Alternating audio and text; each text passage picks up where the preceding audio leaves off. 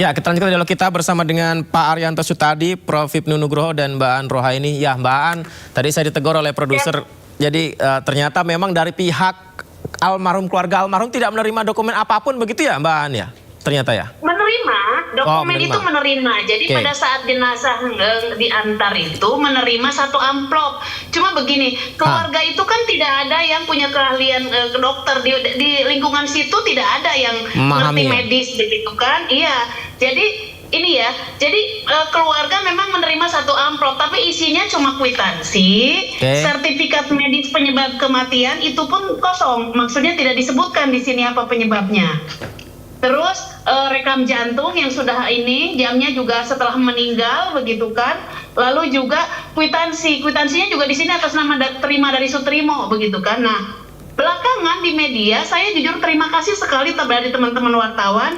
Saya mendapatkan makanya saya mendapatkan ternyata ada formulir kronologis yang memang seharusnya ada menjadi bagian dari surat yang diserahkan rumah sakit, ternyata tidak ada. Kan kita baru tahu belakangan ternyata memang ada, tapi begini, saya disclaimer dulu, saya juga tidak tahu apakah dokumen ini asli atau tidak, begitu kan? Di masyarakat memang sudah beredar bahwa di formulir ini dinyatakan bahwa jam 06.37 mengeluh karena sakit, lalu disusul ke lokasi, sudah tidak sadar, kemudian mengeluarkan busa dari mulut dan hidung. Nah, jadi surat ini tidak pernah diterima oleh keluarga. Makanya keluarga tidak pernah menduga kalau ini meninggal secara tidak wajar. Karena memang surat ini tidak pernah ada gitu loh. Belakangan karena ada ya kita jadi kaget gitu. Ini pun setelah laporan. Setelah laporan kita baru sadar loh. Oh iya ya, kok dokumennya, bukti-buktinya cuma kwitansi sama ini saja yang memang masih kosong beberapa begitu kan. Jadi memang kalau demikian, besar kemungkinan ya kita masih menduga, kita harus cek ini apakah asli bukan ini yang diterbitkan oleh rumah sakit. Tapi pada sejak awal pengantar jenazah sudah sengaja untuk tidak mengirimkan dokumen secara lengkap. Jadi baik, Mbak An, maaf audionya agak kecil suaranya, bisa dicoba lagi? Ya. Jadi sejak awal keluarga itu tidak pernah menerima dokumen. Sejak awal dokumen ini ada, tentu saja akan curiga, bahkan akan melaporkan karena di sini sudah jelas ada tanda-tanda yang tidak wajar, yaitu di mulutnya mengeluarkan busa dan hidung busa begitu kan. Ini yang bikin kaget gitu, dan itu pun belakangan baru kita tahu. Tapi masih belum diketahui itu apakah form asli atau tidak begitu ya? Betul, itu yang kita harus cek. Maksudnya karena ini sudah penyidikan, nanti juga di dalam pemeriksaan tambahan akan kita sampaikan, semoga saja penyidik kan bisa mengecek keaslian apakah surat itu asli diterbitkan oleh rumah sakit. Itu dari oleh Rumah Sakit Muhammadiyah Taman Puring ya. Oh, Rumah Sakit Muhammadiyah Taman Puring. Mbak An, ini jelang ekshumasi persiapan keluarga seperti apa, Mbak? Tadi makanya gini, karena ekshumasi itu kan saya juga akan hadir. Tadi kita dengan keluarga membicarakan terkait dengan rencana itu. Jadi sebenarnya nomor satu cuma nguatin mental ibu ya. Karena memang ibu dari kemarin kapan mau dibongkar, kalau bahasa beliau kan begitu. Terus saya juga harus lihat lokasi, makanya tadi juga kita ke lokasi bersama keluarga ke kuburan. Lalu kita juga rapat dengan keluarga untuk keluarga apa yang diinginkan gitu. Jadi memang nanti pas habis dikuburkan kembali setelah ekshumasi keluarga mau mengadakan acara doa seperti itu. Baik, semoga lancar ya Mbak An ya. Tapi ada ini informasi mendapatkan uang, betul itu Mbak? Uang apa, santunan? Iya, santunan. Betul, santunan ada 20 juta dan 20 kalau juta. panjenengan tahu uang 20 juta itu memang habis untuk penguburan, proses penguburan. Seperti itu. Dari siapa itu Mbak berarti? Dari orang yang mengantar itu. Jadi orang yang mengantar itu ke keluarga itu pada malam hari Kamis jam 10 itu hanya menyerahkan KTP Sutrimo. Padahal kita tahu kalau KTP biasanya adanya di dompet ya. Ini KTP, ya KTP saja, amplop uang berisi 20 juta, lalu juga amplop berisi surat-surat dari dokter. Suratnya yang tadi, kwitansi dan lain-lain, tanpa ada surat surat apa ini? Surat formulir kronologis. Tidak ada penjelasan di situ sama sekali. Tadi ada yang kosong yang Mbak bilang ya? Iya, jadi penyebab di sini ada sertifikat keterangan kematian gitu kan, yang memang itu diterbitkan oleh dinas dinas kesehatan yang memang dimiliki oleh setiap rumah sakit, salah satunya adalah Rumah Sakit Muhammad Tamanpuring. Tapi pada bagian keterangan kasus kematian tidak ada yang menyebabkan penyebab kematian itu tidak dicentangi, kosong gitu. Jadi kita itu yang membaca ya memang, makanya kalau kita baca ini beneran apa tidak sih diterbitkan oleh rumah sakit yang sama begitu kan, kita juga nggak tahu. Tapi prinsipnya dari dokumen-dokumen yang diserahkan oleh pengantar jenazah itu tidak ada keterangan apapun mengenai penyebab kematian.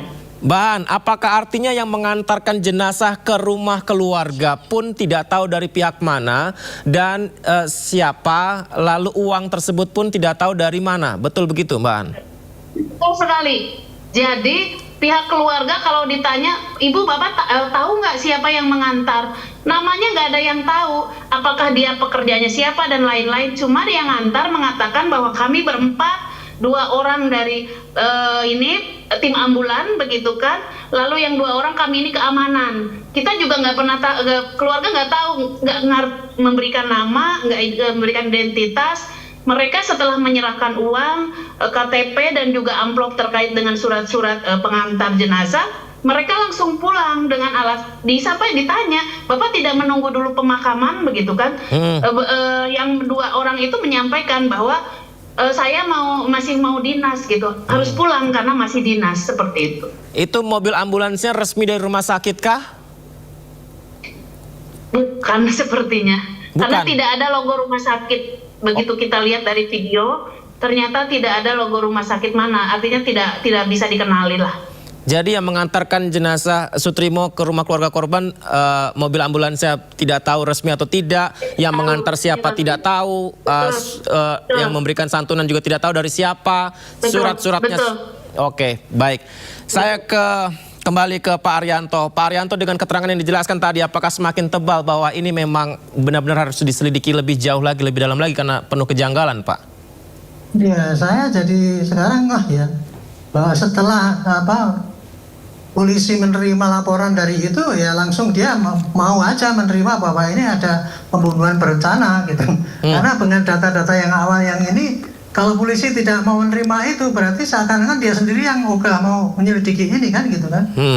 Itu analisis saya, Pak. Umum aja bisa menilai lah kayak gini nih, apakah ini suatu kejanggalan apa tidak. Bagi saya itu bukan suatu kejanggalan, tapi hanya ada upaya untuk menutupi jejak kejahatan, kira-kira gitu yang terjadi ya. Makanya itu harus dilakukan penyidikan. Perkara nanti ada penyidikan kemudian nggak sampai terbukti, belum bisa menemukan siapa pembunuhnya. Tapi yang paling mudah adalah diketahui orang ini matinya mati sakit atau mati bunuh diri atau mati dimatikan. Itu harus dijawab dulu gitu. Perkara nanti siapa yang melakukan itu nomor 2 lah. Saya kira publik yang diharapkan sekarang itu. Makanya tugas polisi sekarang fokusnya harus hanya itu. Cepet-cepet nyari data awal semua itu supaya bisa membongkar. In case nanti hasil ekshumasi itu tidak begitu mempan gitu ya untuk menentukan sebab kematian, itu minimal ada jejak-jejak digital yang lain ataupun jejak-jejak saintifik yang lain bisa menunjukkan bahwa memang anak ini, Trimo ini memang direkayasa untuk situ dan kemudian dihilangkan nyawanya. Kira-kira itulah sasarannya kalau saya sebagai penyidik ya. Cara berpikirnya kayak gitu. Perlukah kepolisian untuk mencari data valid dan lengkap dari dokter yang pertama kali menangani jasad almarhum Sutrimo, Pak Arianto? Sudah pasti, Pak. Sudah pasti rumah sakit itu masih akan dicek nanti dokternya itu siapa, kenapa kok dia berbuat gitu, apakah dia memang tidak tahu. Termasuk juga orang yang mengantar itu, ngomongnya keamanan kan. Kalau orang keamanan itu berarti kan dia udah paham betul dengan masalah-masalah kayak gitu. Bukan orang yang kalau seorang yang nggak punya pekerjaan keamanan mungkin bisa dimaklumi itu cepet-cepet dipikir ke sana tuh demi keluarganya. Tapi kalau orang yang berkisar di dalam keamanan, apalagi itu orang rumah sakit betul, dia mesti tahu SOP yang harus dilakukan pada orang yang seperti itu gitu. Ini semuanya kan sebuah di luar daripada ini kan gitu. Seakan-akan tidak dipatuhinya itu seakan-akan tersengaja lah. Itu perkiraan saya kayak gitu. Untuk membuka tabir misteri ini Pak Arianto apakah sulit atau sebenarnya cenderung mudah sebenarnya Pak? Karena jasadnya kan sudah dimakamkan dan akan diekshumasi besok.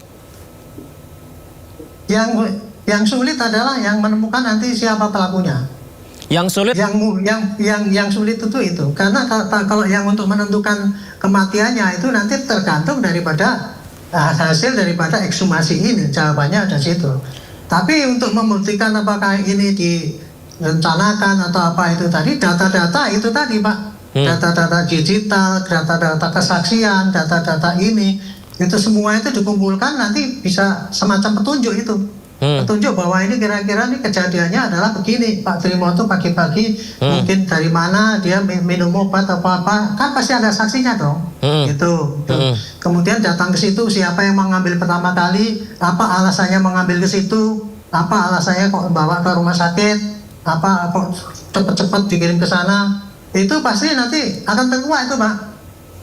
Apalagi ke sana menyampaikan bahwa dia meninggali nomor telepon kemudian sekarang hilang gitu. Nah, itu kan jadi itu sangat janggal semua itu ya.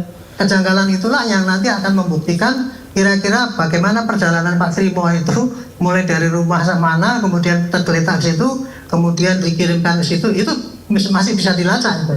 Handphone sebab kematiannya itu handphone yang hilang itu Pak Arianto kebiasaannya itu adalah tentang penghilangan barang bukti ya Pak Arianto ya?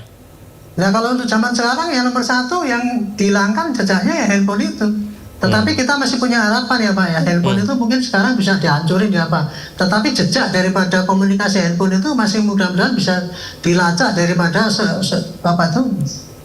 pengelola daripada sistem komunikasi itu, mudah-mudahan bisa gitu ya. Sehingga masih bisa dilacak lah itu. Baik, saya ke Prof. Hipnu lagi. Prof. Hipnu, ketika ekshumasi dilakukan, apa saja data-data yang kita perlu ketahui untuk bisa membuka tabir ini dari jasad almarhum Sutrimo, Prof? Ya, dalam teori kriminalistik ada namanya teori triangle. Teori triangle itu adalah ada ditemukan TKP. TKP itu sudah jelas di Jakarta. Ditemukan barang buktinya ada orang meninggal. Sekarang besok akan dilihat terhadap ekshumasinya. Oh, barang buktinya matinya karena tidak wajar. Berarti polisi sudah tepat melakukan suatu penyidikan. Dari barang bukti, kemudian TKP, itu akan ditentukan penyidikan guna menentukan tersangkanya. Tadi betul, Arianto menyatakan ini yang sulit adalah menentukan tersangkanya. Tapi kalau melihat dengan keadaan yang masih 1 minggu dan hasil ekshumasi dan kemudian handphone, saya kira belum disita handphone keluarga. Kalau nggak salah, kemarin membaca 2 minggu sebelumnya komunikasi dengan Pak Dola. Handphone keluarga itu saya kira segera disita, diambil untuk nanti bisa dilihat, di-cross-check-kan dengan bukti-bukti yang lain. Dengan demikian sebagai bentuk TKP-nya jelas, lokusnya jelas, temposnya jelas, tidak ada kesulitan. Sekarang pertanyaannya tergantung sejauh mana Polda atau Baris-Krim secepatnya mengungkap seperti ini. Karena ini suatu yang sebetulnya ya antara sulit dan tidak sulit, karena objeknya jelas Mas. Teknologi juga sudah jelas. Jakarta itu CCTV banyak sekali di jalanan itu. Contoh kasus Pak Sambo itu banyak sekali.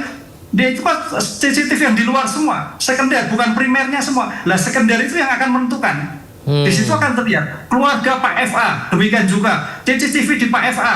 Apakah tidak ada semua? Pasti ada. Keluarnya pakai apa? Apa keluar sudah meninggal atau keluar jalan? Itu akan terlihat. Nggak sulit Mas ini Mas, nggak sulit Mas. Cuman besok yang tergantung itu ada pertama kali bagaimana hasil ekshumasi. Sehingga kalau ekshumasi matinya karena tidak wajar, pasti ada orang. Orangnya siapa? Tinggal mengalur, mulur sesuai dengan teori triangle tadi. Itu yang nggak gampang, memang nggak gampang. Karena ini yang menyangkut tadi Pak keluarga top, perkara besar. Sehingga sampai suatu tadi kalau Mbak An menyampaikan penyerahan pun dengan tanda petik ambulannya sudah tidak jelas, dokumennya juga agak mencanggung, uangnya juga tidak siapa, keluarganya pun tidak memperkenalkan.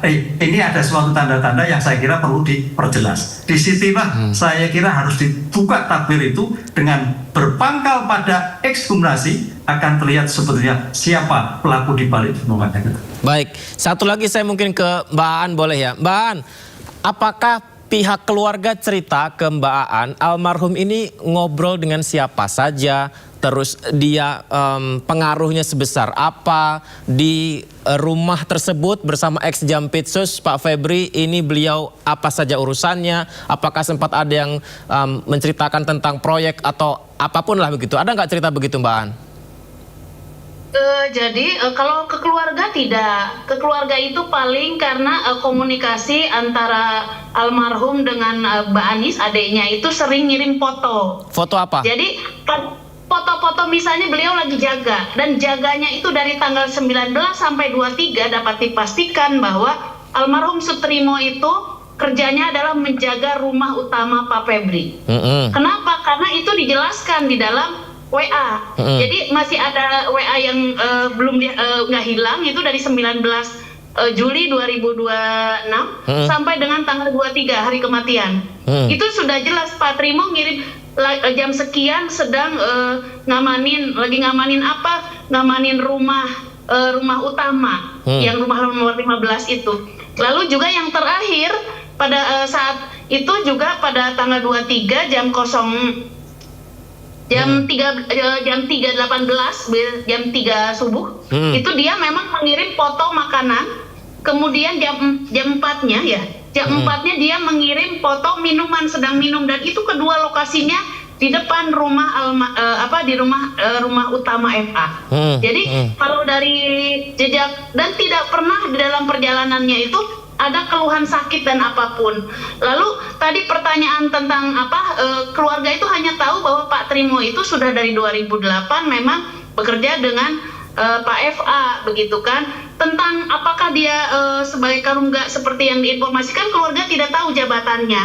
Tapi yang keluarga tahu bahwa Pak Trimo ini adalah orang yang dipercaya oleh Pak FA misalnya untuk bisa dua. Jadi kalau dia tidak disuruh ditugaskan keluar, misalnya pernah ditugaskan untuk ngurus proyek. Nah, tapi kalau tidak berarti sehari-hari Pak Trimo itu adalah menjaga rumah. Nah, kalau dulu rumahnya selalu misalnya jaga rumah apa gitu kan, pertanyaan ke keluarga. Ya kan Pak FA rumahnya banyak, kalau diperbaiki dan lain-lain itu Pak Trimo yang tanggung jawab begitu. Nah, tapi kalau terakhir posisinya dari 19 Juli sampai 23 itu pasti di rumah utama gitu. Oh, berarti ada pernyataan pengakuan bahwa memang benar rumah Pak Febri itu banyak dan almarhum lah yang memperbaiki atau bertugas di sana, dan almarhum juga sempat bekerja menjalankan proyek Pak Febri, betul ya Mbak An? Itu cerita dari salah satu saksi tapi bukan keluarga, yaitu jadi kalau saksi almarhum pulang ngobrolnya dengan itu gitu kan.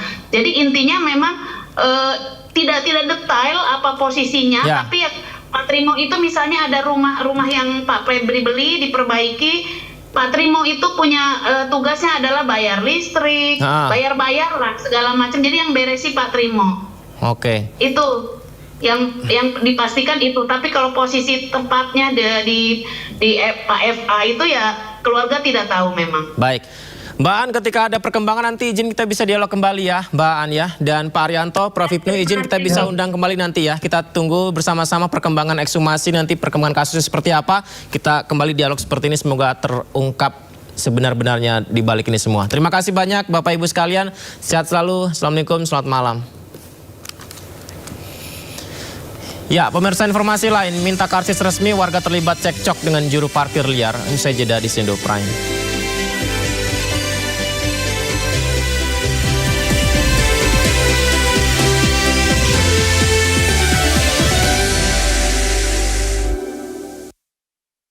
Ini akan terus bertambah. Kita berhitung dengan waktu. Karena dia tahu persis. Sudah dinyatakan sako pelimpahannya.